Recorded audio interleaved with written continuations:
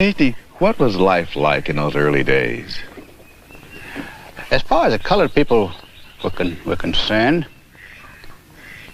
I feel that they were a good bit happier than they are now. They had less in the way of material things. But I can remember back in the 20s, when I was a small boy, they were always singing at their work. They had a great sense of humor.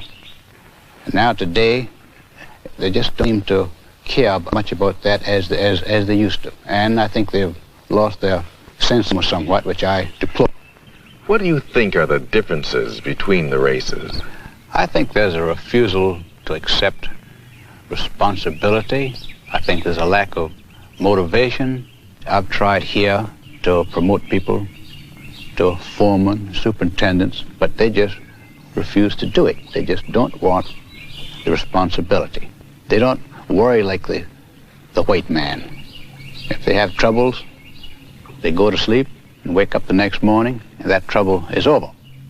Is it possible that white people have something to do with the lack of ability for blacks to assimilate into this culture?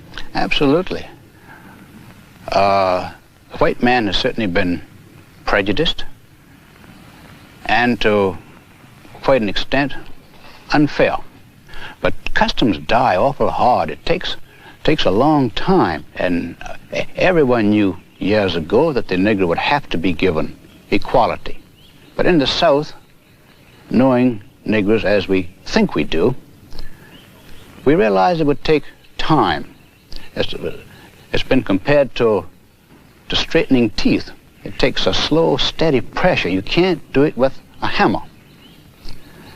And white people's attitudes will change in time. I'm a lot more liberal than I was 5 years ago, and I know I'll be a lot more liberal 5 years from now, and I think almost everyone else is in that category.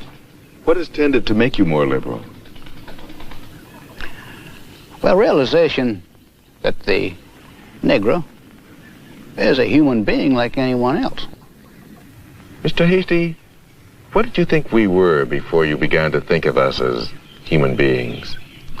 Well, in a way, we thought of you almost as a very superior pet,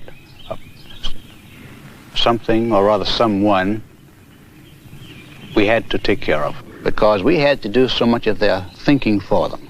We had to do almost everything for them except living their own lives. Anything outside, we had to do for them.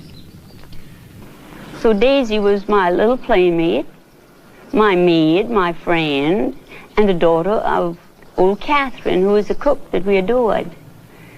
And so all those years, we played together, and everyone was happy. We never heard of all these things that we hear about today. And there were nearly 100 enormous rice plantations with many animals around and a beautiful old house and about 100 colored people there. But we loved them. They were our friends. And then it's no disgrace to say they're like children. When we say that, it's because they are like happy children, some of them. Because they like to sit in the sun and rather than work hard. And they'd rather play than work.